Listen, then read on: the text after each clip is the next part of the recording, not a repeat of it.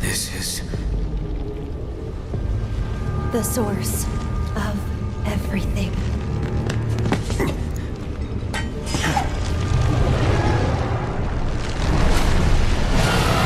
Welcome to MojoPlays, and the Final Fantasy series has some of the best character designs in the medium, and also some of the most nightmare-inducing horrific boss designs ever created. Seriously, what were they on when they came up with these? No, I forbid it. You are not a god. You are but flesh and bone. You are not one of us. Before we continue, be sure to subscribe to our channel and ring the bell to get notified about our latest videos. Tonberry, Various.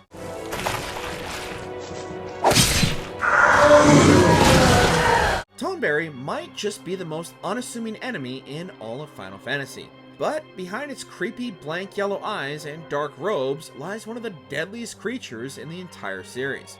Wielding nothing more than a lantern and a simple butcher knife, Tonberry has been terrifying Final Fantasy players for decades. This seemingly simple creature is a damage sponge, and none of your attacks seem to slow his labored pace towards you to poke you with his simple knife, resulting in instant death. These little soulless bastards are relentless in their pursuit of the player, and you are given very little time to take them down before they reach you, inflicting immediate and unblockable death. While Tonberry appears as a boss numerous times, some games have become so brazen as to make them a random encounter, furthering their murderous machinations by giving you no warning.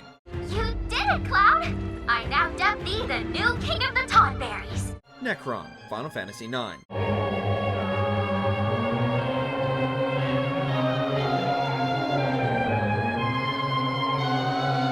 Nekron is the representation of death within Final Fantasy IX, and just one look at its appearance absolutely fills you with the dread of death. Nekron's angelic appearance is offset by its vapid, empty expression, coupled with its imposing nature and near constant disapproving demeanor. Nekron seems disgusted by the party's mere existence. The fact that Nekron even summons the party up to his level only further establishes his dominance over the party. Nekron's ethereal appearance is full of biblical references such as Ezekiel's description of wheels within wheels, and makes the whole "be not afraid" thing much more understandable. But this time, be afraid. Along with Nekron's unsettling appearance, he can unleash several devastating and screen-filling god-tier attacks.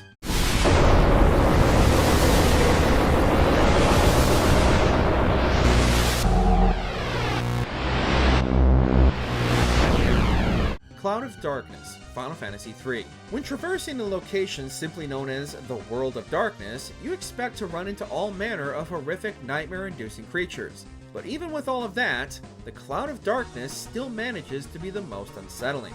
Appearing as a woman emerging from a cloud, the design is eerie in its simplicity. She appears almost as a science experiment gone wrong, with half her body constantly being engulfed by the cloud, and multiple snake-like creatures emerging from the void behind her.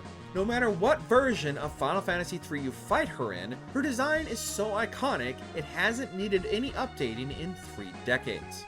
Orphan, Final Fantasy XIII. To flare the shell and humans should not thrive. To stout the shell, and they will not die. Slaughter and salvation.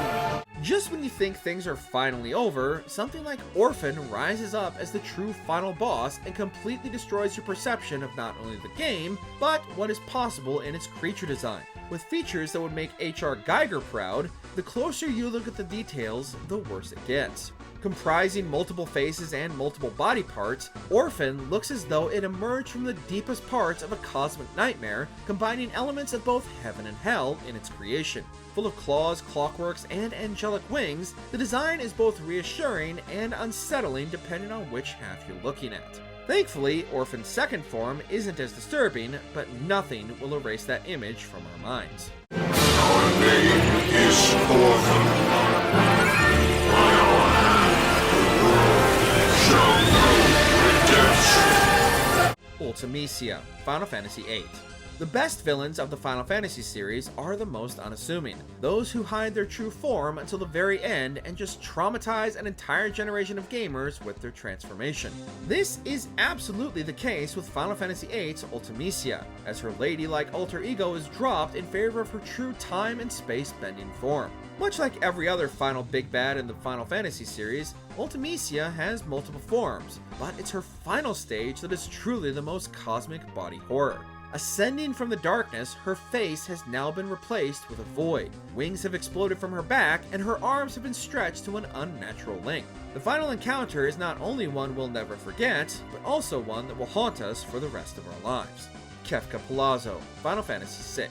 Not only is Kefka one of the most unassuming villains in the entire franchise, he's also the only one to successfully follow through on his plan to destroy the world.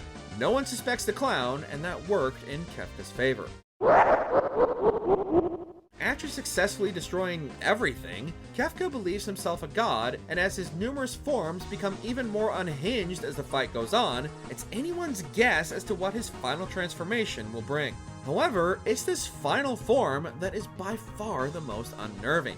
Emerging from the heavens as a full-blown deity, Kefka is the embodiment of perfection, and his angelic appearance coupled with a sadistic clown grin on his face is more disturbing than all his other forms combined. In the end, it's the clown who has the last laugh.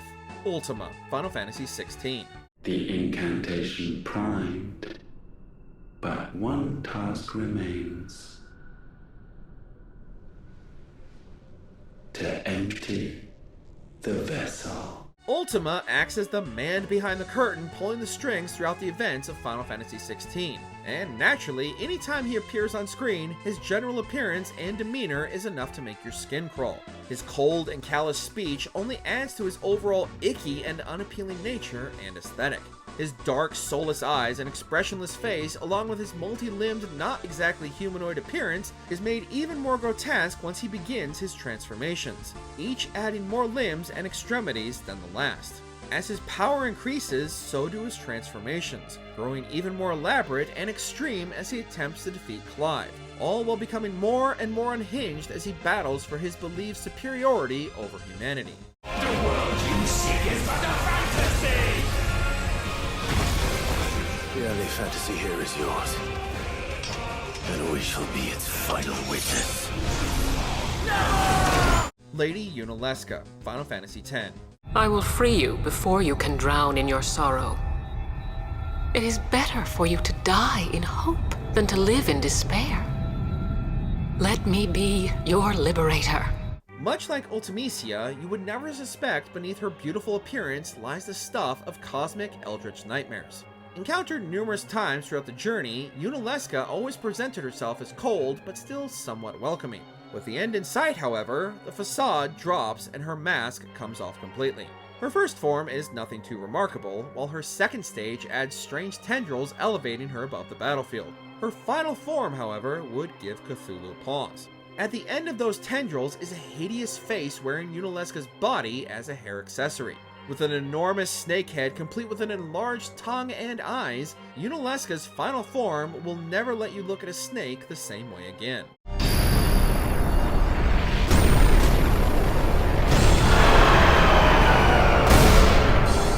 Xdeath, Final Fantasy V. Don't let the early encounters with Xdeath fool you. What originally appears to be a standard boss is truly anything but, and its true final form is enough to give H.P. Lovecraft nightmares. Naturally, as the final boss, Xdeath has multiple forms, each somehow worse than the last. Initially appearing as an enormous cosmic worm composed of corpses, its many faces contorted in agony, and its tail stretching out into the stars, the worst is yet to come. After defeating this first form, Xdeath returns from the depths of the void, re-emerging as something that is almost indescribable. With multiple bodies seemingly fused together, Xdeath's final stage is enough to drive anyone mad the longer they look at it and attempt to understand what they're seeing. The fact that you're locked in conflict with this thing, in space no less, is an existential crisis we don't even want to consider.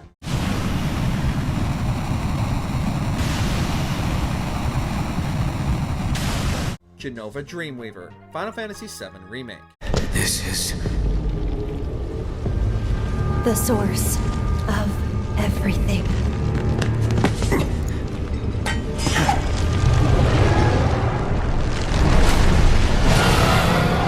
As an alien creature from the great beyond, Jenova already had an otherworldly cosmic horror aesthetic. But while the original design of Final Fantasy VII was limited by the hardware, the remake was able to fully realize the creature's nightmarish potential. An amalgamation of body parts, Jenova Dreamweaver is an eldritch horror become real.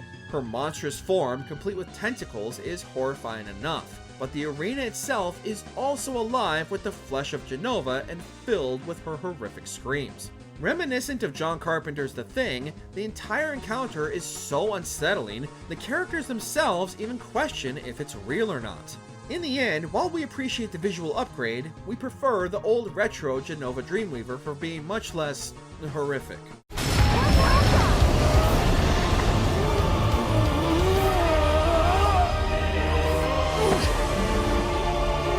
What was the most disturbing Final Fantasy boss that traumatized you? Share your nightmares in the comments. Did you enjoy this video? Check out these other clips for MojoPlays, and be sure to subscribe and ring the bell to be notified about our latest videos.